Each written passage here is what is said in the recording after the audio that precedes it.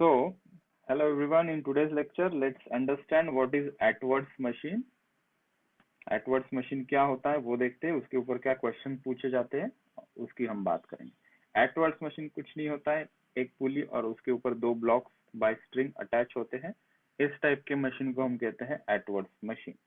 Let's consider कि M2 is mass heavy, ताकि ये नीचे आ जाए और ये M1 ऊपर चले जाए। ऐसी सिचुएशन कंसिडर करके हम देखते हैं कि यहाँ पे कितने इक्वेशन ऑफ मोशन हमें मिलते हैं। ठीक है, अभी तक चैनल को सब्सक्राइब नहीं किया तो चैनल को सब्सक्राइब कर दो, और हम लाइव क्लास में इसको डिटेल देखते हैं। और जैसे ही ये हो जाता है, मैं ये होने के बाद एक एक पॉइंट फिर से रिपीट करता हूँ। So this is a kind of summary. अगर लाइव लेक्चर नहीं अटेंड करते हो तो ये एक शॉर्ट फॉर्म में तुम्हें समरी मिल जाएगी। ठीक है, सो यहाँ पे देखते हैं कि पुली है। पुली कैसी होती है? अगर इसको साइड वाइज देखोगे तो ये पुली है। ये जो पुली है पीछे से सिलेंड्रिकल शेप की पुली है, और उसके ऊपर ये दोनों ब्लॉक्स ऐसे अटैच है। ठीक है, एक मास हेवी है तो एक जगह पे जहाँ पे मास हेवी है उस डायरेक्शन में पुली रोटेट हो जाएगी। ठीक है, और यहाँ पे कंसिडर करना पड़ेगा फ्रिक्शन। ये जो स्ट्रिंग है और ये जो हमारा पुली है उसके बीच में फ्रिक्शन होगा तभी पुली रोटेट होगी। फ्रिक्शन नहीं होगा तो क्या होगा? ये ब्लॉक सिर्फ उसके ऊपर स्लाइड होते जाएंगे, पुली रोटेट नहीं होगी। जैसे कि लॉज ऑफ मोशन में हम फ्रिक्शनलेस पुली कंसीडर किया करते थे, तब हम इसके पुली की ज्यादातर कोई बात नहीं करते थे कि पुली कैसे रोटेट हो रही है क्या। लेकिन रोटेशनल मोशन में हमने फ्रिक्शन कंसीडर किया पुली और स्ट्रिंग के बीच में, तब पुली अभी रोटेट होगी। तो पुली रोटेट होगी तो उसका भी कुछ इक्वेशन बनेगा। ये पॉइंट ऑफ व्यू से हम इसे पढ़ रहे हैं। ठीक है, तो first thing first, M2 is greater than M1, तो M2 का एक्सेलरेशन नीचे होगा और M1 ऊपर की तरफ आएगा। इनके बीच में ये जो स्ट्रिंग है, इन स्ट्रिंग के बीच में ये एंड पे टेंशन T1 होगा और ये एंड पे टेंशन T2 होगा। क्योंकि इसके बीच में फ्रिक्शन है तो इन दोनों ब्लॉक का एक्सेलरेशन डिफरेंट और tension in the string will be different. ठीक है, पहले ऐसा हुआ करता था कि ये फ्रिक्शनलेस होती थी तो हम मानते थे कि एक स्ट्रिंग एक टेंशन। ठीक है, लेकिन यहाँ पे फ्रिक्शन आ गया, so the tension on the both side will be now different, it will not be same. Fine, तो अगर पहले मैं यहाँ देखता हूँ, इतना पोर्शन देखता हूँ, मतलब M1 ब्लॉक की अगर मैं FBD ड्रॉ करने की कोशिश की तो M1G नीचे लगेगा, M1G will be in the downward direction, T1 is in the upward direction, और एक्सेलरेशन कहाँ हो रहा है? ऊपर की तरफ। तो इसका इक्वेशन ऑफ मोशन क्या बना? T1 minus M1G is equals to M1A।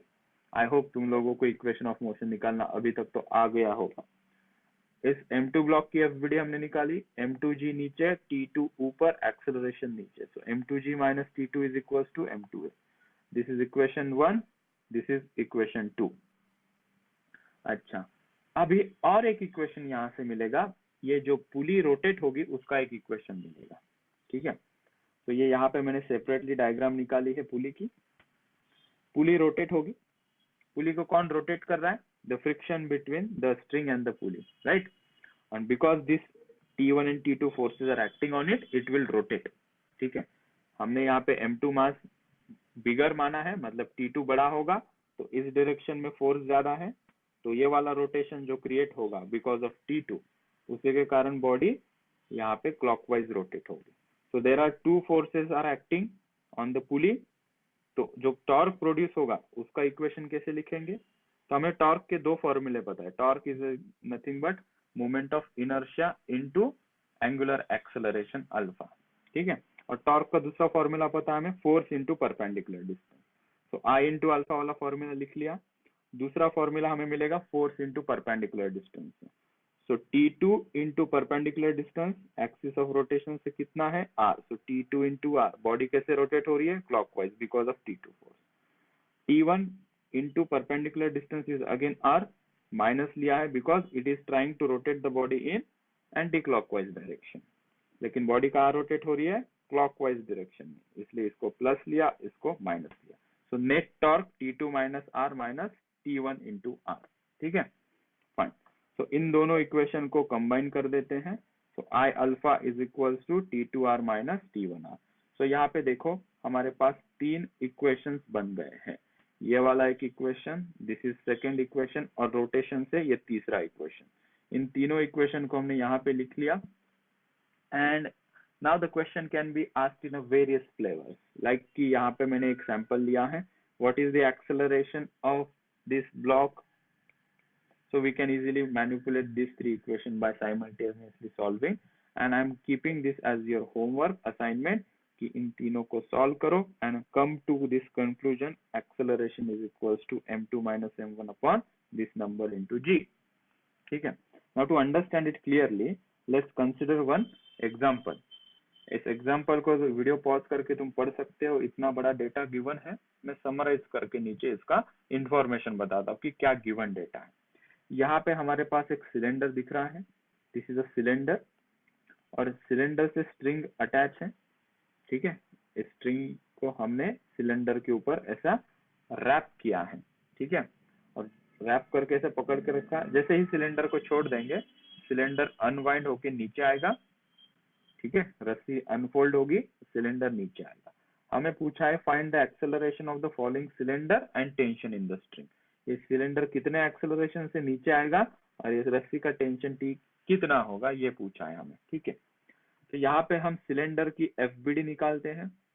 Cylinder नीचे जो आएगा तो जो एक्सेलरेशन नीचे होगा तो फोर्स के कारण ही होगा, तो उसकी एफबीडी हमने निकाली. Cylinder is a symmetric body, तो जो फोर्स ग्रेविटी लगाएगी तो उसके सेंटर पॉइंट से लगेगा, ज्योमेट्रिकल सेंटर से. तो mg विल एक्ट डाउनवर्ड. इसको पॉइंट मास बना देते हैं एफबीडी में हम. दो टेंशन ऊपर लग रहे हैं तो T और T सेम डायरेक्शन में, तो 2T. एक्सेलरेशन कहाँ हो रहा है सिलेंडर का, नीचे की तरफ A. तो इसका इक्वेशन ऑफ मोशन हमने लिखा mg, जिस डायरेक्शन में एक्सेलरेशन है वो कंपोनेंट पहले लिखते हैं. mg minus 2T is equals to ms. ये इक्वेशन हो गया. अभी हम रोटेशनल मोशन जो हो रहा है इस सिलेंडर का वो भी देख लेते हैं.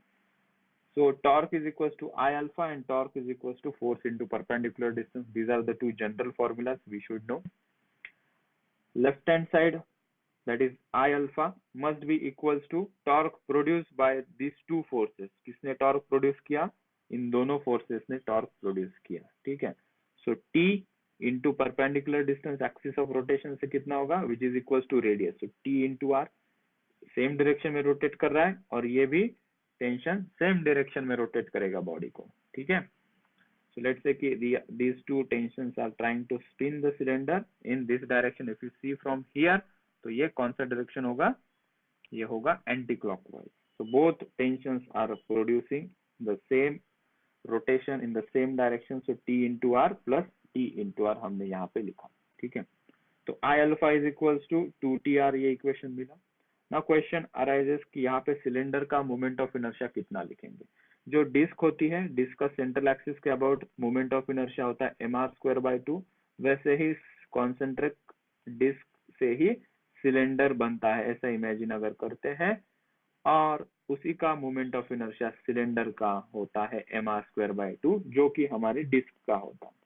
तो यहाँ से एक चीज याद रखना है, डिस्क और सिलेंडर का moment of inertia about it's central axis mr²/2 होता है. ये इसकी सेंट्रल एक्सिस हॉरिजॉन्टली रखा है. वर्टिकल सिलेंडर रखोगे तो ऐसा दिखेगा, उसका सेंट्रल एक्सिस ये रहेगा और ऐसे स्पिन होगा. तो I को हमने हाफ mr² लिखा. अल्फा को हम लिख सकते हैं a/r. तो I को mr²/2 और अल्फा को a/r हमने लिखा by this relation a is equal to r alpha. वहां से अल्फा को a/r लिखा है. चीजें कट हो गई तो एक्सेलरेशन मिला हमें 4t/m. उसको हमने ये हमारे पहले इक्वेशन के अंदर पुट किया. एक्सेलरेशन की वैल्यू यहाँ पुट की, वो यहाँ पे मैंने इंडिकेट किया है 4t/m. ये सब्स्टिट्यूशन किया, m और m कट हो गया. यहाँ से t की वैल्यू हमें मिल गई mg/6. Tension in the string is mg/6. Now acceleration कितना होगा 4t/m, तो उसके अंदर हम t की वैल्यू पुट कर देते हैं mg/6. सो 4t/m, तो t की वैल्यू होगी mg/6. m और m कट हो गया, 2 2s are 4, 2 3s are 6. so acceleration हमें मिला 2g/3. so this is how we deal with this equation. हमें बस इक्वेशन निकालने हैं, एक लीनियर इक्वेशन, एक एंगुलर इक्वेशन, उसके अंदर मोमेंट ऑफ इनर्शिया की वैल्यू पुट करनी है, दोनों को साइमल्टेनियसली सॉल्व करना है और अननोन निकल जाते हैं. ठीक है, तो आज के लेक्चर में इतना काफी है.